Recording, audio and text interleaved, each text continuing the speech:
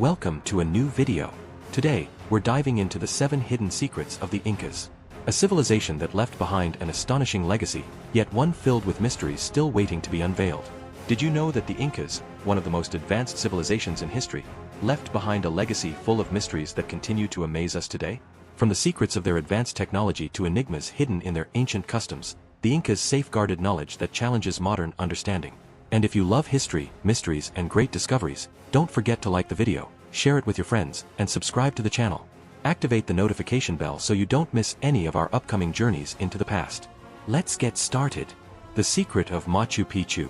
Why was it built in such an inaccessible location? Machu Picchu is located in a remote and nearly unreachable place, which has led to speculation about its purpose.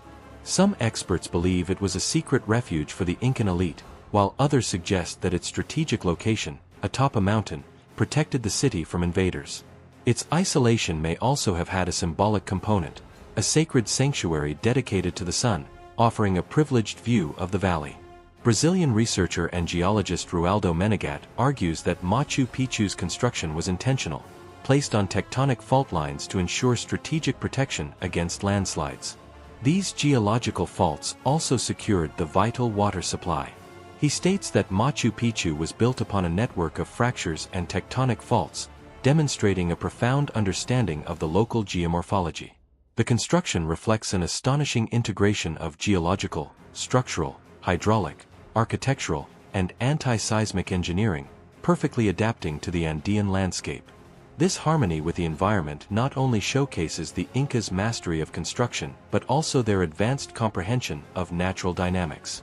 Menegat also reports that other Incan cities, such as Ollantaytambo, Pisac, and Cusco, were similarly built at the intersection of geological faults, ensuring their stability against geological hazards. Additionally, Peruvian researcher Zader Milla Uribe, in his book, The Secret Code of Machu Picchu, suggests that the site's architecture contains an ancestral symbolic code, manifested through an elaborate play of light and shadow along the ritual path that traverses Machu Picchu's huacas, altars, and figures. Various animal figures have been identified, including the condor, llama, alpaca, hummingbird, snake, toad, jaguar, and the ancient face of Tunapa Huayracocha, originating from Tiwanaku. The exact reason for Machu Picchu's construction and location remains a mystery, but its placement reinforces the idea that the Incas possessed deep knowledge of nature and astronomy. The enigma of the Capac Nan and the Incan Road Network. The Capac Nan was a vast network of more than 40,000 kilometers of roads that connected the Incan Empire, stretching from Ecuador to Chile. What is astonishing is that these roads were built without modern tools, using advanced engineering techniques such as suspension bridges and tunnels carved into rock. The roads also had a symbolic purpose. They linked the Sapa Inca, emperor, to the gods and were used to transport armies, goods, and messages. The Capac Nan consists of both pre-Incan and Incan roads, which in the 15th century were unified, maintained, and expanded by the Incas as part of a grand political, military, ideological, and administrative project known as Tawantinsuyo. This road system was strategically designed with longitudinal and transversal routes, structured around the backbone of the Andes Mountains. It featured a coastal longitudinal route and another extending through the highlands along the Andes.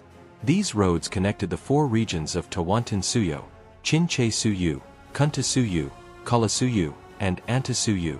Applying advanced knowledge in feasibility, architecture, and engineering, the Incan roads incorporated stone bridges, suspension bridges, ropeways, arroyas, staircases, paved gutters, and stone aqueducts. All of this was supported by an excellent road maintenance program and the workforce of local inhabitants, ensuring continuity, security, and sanitation across Capac Nan. This allowed the Incan Empire to maintain excellent communication among the 4 regions it governed. The network represents a unique achievement of immense historical significance, spanning the South American continent. We can compare the excellence of Capac Nan with the road networks of the Roman Empire, constructed between 27 BCE and 476 CE, which extended approximately 300,000 kilometers. Similarly, a comparison can be drawn with the Great Wall of China, which stretches 21,000 kilometers and was built between the 3rd century BCE and the 17th century CE. The Incas understood how geography and climate influenced their routes, leading them to meticulously plan and deeply understand their environment. The enigma of Incan writing, the quipus. In the Incan Empire, a unique writing system was identified, one based on colored strings and knots, which recorded historical events, Incan genealogy, legends, myths, songs, and more. It also functioned as an accounting system, keeping track of harvests, weapon inventories, statistics, censuses, tributes, and other forms of data. The Quipa was the official responsible for creating and interpreting the quipus. In 1571, Viceroy Toledo commissioned chronicler Polo de Ondegardo to gather information on the customs, institutions, beliefs, and rituals of indigenous people, aiming to justify Spanish rule, combat idolatry, and facilitate religious indoctrination. He relied on accounts provided by elders and Quipa from the former Incan Empire, showing extraordinary interest in the quipu system. Additionally, in 1559, Polo de Ondegardo assembled 465 men and women, some of whom were quipu specialists, to reconstruct Incan history. Despite centuries of research, quipus remain an unsolved mystery. Experts have yet to fully decipher how they were used, how information was encoded, and how they were interpreted. While it is clear that these intricate systems of strings and knots were vital for recording data and transmitting knowledge in ancient Andean civilizations, their precise function continues to elude modern understanding. The absence of a clear decoding system and the variety of interpretations have kept speculation alive about the true communicative potential of the quipus. Most quipus were destroyed by Spanish conquistadors in the 16th century. The oldest quipu discovered in Peru was found in the ruins of the Caral civilization, known as the Sacred City of Caral, dating back 4,500 years.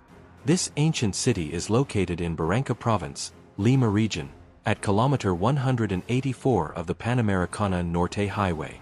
The exact number of surviving quipus remains unknown. However, those that have endured are scattered across museums and private collections worldwide, carefully guarding the secrets of this ancestral communication system, still waiting to be fully understood. It is evident that quipus were a key instrument for cohesion and organization within the Incan Empire. Their ability to integrate and communicate information effectively allowed the four suyos, the regions of the empire, to function smoothly and harmoniously. This tool not only facilitated administrative control but also played a fundamental role in the grandeur and efficiency of Incan civilization, contributing to its extraordinary organization. The enigma of underground Machu Picchu, the cave of the empire's origins. Some theories suggest that Machu Picchu was not only a sacred city but also linked to a series of underground caverns that served as places of worship and rituals. These cavities, which some believe may have been used by Incan priests to access the spiritual world, have been the subject of legends. The Incas considered mountains and caves as connection points to the world of the gods.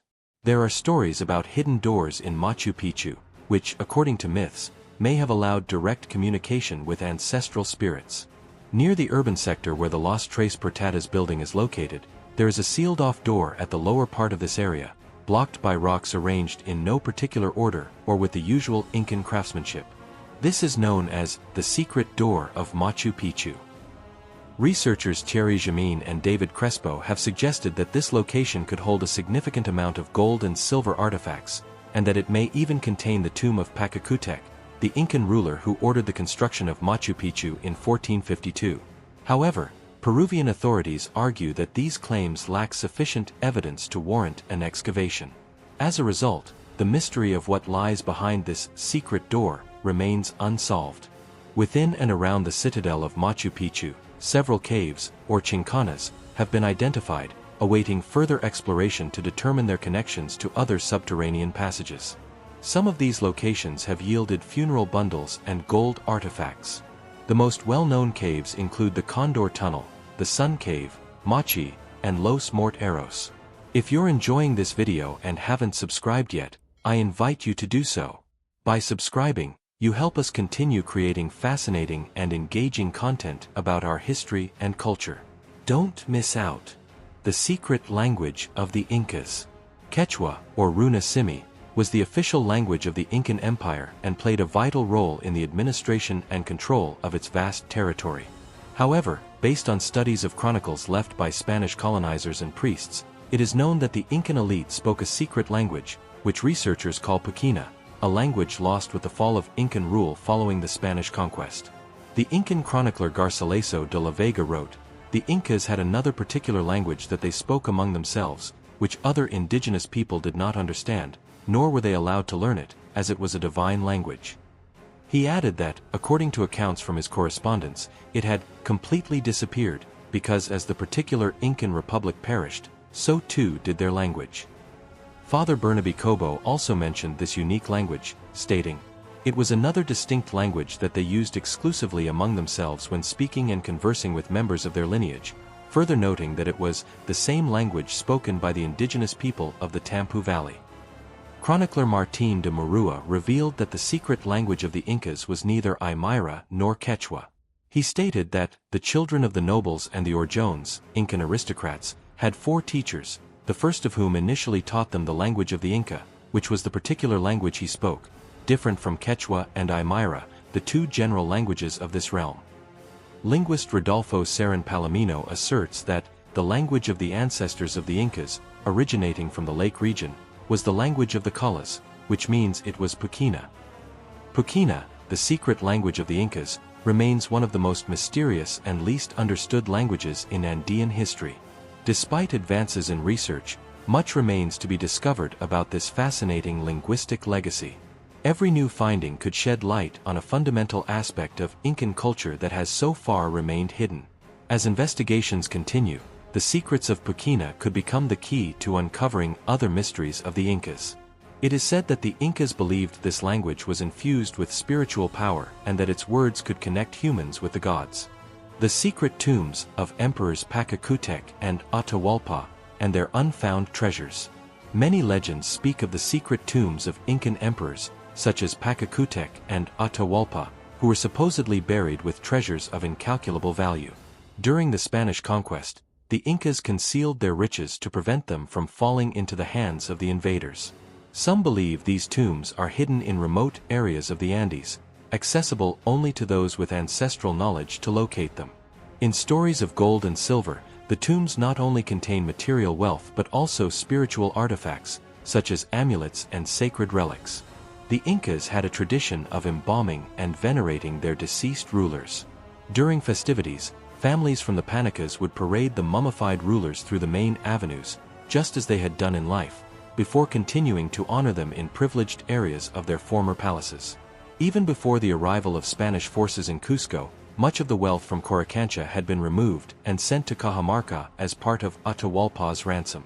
Chronicler Pedro Cieza de Leon noted in 1550, most of the Coricancha treasure was taken to Cajamarca for Atahualpa's ransom. In Comentarios Reales de los Incas, Garcilaso de la Vega recounts his farewell meeting with chronicler Polo de Ondegardo before departing for Spain. Ondegardo reportedly told him, "Since you are going to Spain, enter this room. You will see some of your own that I have brought to light, so you may tell their story over there." Garcilaso then discovered 5 mummified Incan rulers, 3 men and 2 women. Among them were Viracocha Inca, Tupac Inca Yupanqui, Huayna Capac, Queen Mama Runtu, wife of Viracocha, and Coya Mama Oclo, mother of Huayna Capac. He described the bodies as remarkably intact, dressed as they had been in life, seated in traditional Andean fashion, their hands crossed over their chests, and their eyes lowered, appearing to gaze at the ground. In 1559, Polo de Ondegardo, then mayor of Cusco, ordered the mummies to be sent to Lima at the request of the Viceroy and Marquis of Canet, in an effort to suppress idolatry. Ondegardo also reported discovering the embalmed remains of Pacacutec Inca Yupanqui, which were sent to Lima alongside the principal idol from Andahuaylas province. Historian Maria Rostworowski, in Historia del Tawantinsuyo, argues that Garcilaso de la Vega may have deliberately altered records, changing Pacacutec's name to Viracocha and incorrectly identifying Tupac Inca Yupanqui's mummy. Research shows that Calcaquima, a general under Atahualpa, burned Tupac Inca Yupanqui's remains in Cusco before Francisco Pizarro's arrival in 1533. The only evidence of the mummy's presence in Lima comes from José de Acosta's Historia Natural y Moral de las Indias, which states, "The mummies of Pacacutec and others were sent to Lima and are housed in the San Andrés Hospital, founded by the Marquis. Many Spaniards have seen these bodies, though they are now deteriorated. However, their current whereabouts remain a mystery. Were they buried in San Andres Hospital? Were they secretly burned by the Spanish? Or were they relocated for protection against looting? As for Atahualpa's body, after being captured in Cajamarca, he offered his captors a ransom of 1 room filled with gold and 2 rooms of silver to regain his freedom. Despite fulfilling his ransom, he was executed in July 1533 on charges of idolatry and treasure concealment. This ransom is considered one of the largest in history. Adjusted to modern values, the gold and silver offered by Atahualpa would be worth approximately $232 million in gold and $6 million in silver. Chroniclers Cieza de Leon, Betanzos, and Murua reported numerous suicides among men and women following Atahualpa's death. They described how his body was removed from its tomb and later taken to Cusco. In 2010, historian Ramos claimed Atahualpa's body was burned after being strangled, then buried in the church of Cajamarca. Later, his nephew Cusi Yupanqui retrieved the body and carried it on a litter to Quito. A documentary published by El País suggests that Atahualpa's treasure may be hidden in the mysterious Languenates region of Ecuador. The investigation reveals that the ransom traveled to Ecuador as part of negotiations for Atahualpa's release.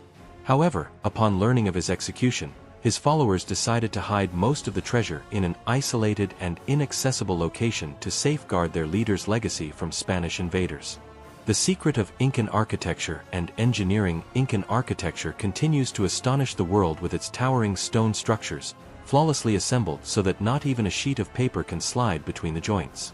In some cases, walls were also built using mud bricks over stone foundations, adapting to the geomorphology of each site. The Incas maintained a nearly mystical relationship with nature, reflected in the way they designed and constructed their buildings. Their architecture was not only functional but also deeply respectful and connected to the natural environment. Many of their structures were built to endure, featuring earthquake-resistant designs that blended seamlessly with the landscape. For example, Machu Picchu's layout follows the silhouette of the sacred bird Pichu, while Ollantaytambo's design resembles a condor in full flight, majestic and symbolic. In the Machu Kent Alto sector, terraces and platforms take the shape of the tunky, the Andean cock of the rock, an emblematic bird of the region. North of Lima, the Paramanga temple, when viewed from above, reveals the figure of a camelid, symbolizing the sacred llama, an animal essential to Incan culture. Even in Sacsayhuaman, the grand fortress of Cusco, the structure forms the head of a puma, extending into the city itself, representing the body of the feline. Nearly all Incan constructions, with their intricate designs, are inspired by animals from the Andean cosmos, symbolizing their deep connection with nature and their worldview. Despite advances in archaeological research, one of the greatest mysteries of Incan engineering persists. How did the Incas move and erect massive stone blocks weighing over 100 tons? This enigma challenges our understanding of the technology available at the time, especially since even today, conventional machinery struggles to manipulate and position such enormous stones with the precision seen in Incan constructions. Traditional theories, including the use of ramps, rollers, or ropes, fail to fully explain the accuracy in placing these blocks or why many stones were fitted so precisely that even a sheet of paper cannot pass between them. This raises the question, did the Incas possess technical knowledge beyond what we currently understand? Or did they use innovative methods based on principles that remain elusive? Either way, their ability to manage such immense stone blocks remains one of the most extraordinary feats of pre-Hispanic architecture. One of the most intriguing theories regarding Incan engineering is that of Incan concrete, or geopolymers, suggesting that the Incas developed a material similar to modern concrete. According to this hypothesis, they ground stones into a fine powder, which they then mixed with organic compounds derived from herbs and other natural elements. Combined with water, this mixture formed a substance that was poured into pre-designed molds, creating structures with remarkable strength and durability. This technique could explain the exceptional quality of many Incan buildings, which have endured through time and extreme climatic conditions. The Incas mastered astonishing geological engineering in their constructions, terraces, and agricultural platforms, as well as an advanced knowledge of hydraulics that still impresses modern researchers. A remarkable example of this expertise is the Taipan complex in Cusco, where the architecture not only showcases their technical skills but also reflects their sacred devotion to water, an essential element in their culture. But their achievements extended beyond engineering. Their knowledge of astronomy is evident in the precise alignment of their structures with solstices and celestial bodies. This leaves us with many unanswered questions.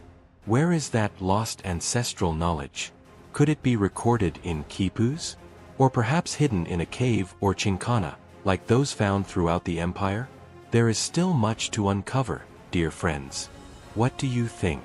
If you enjoyed this video, don't forget to hit like, turn on the notification bell to receive updates, share it with your friends, and subscribe to the channel to enjoy more fascinating content. Thank you all, and blessings.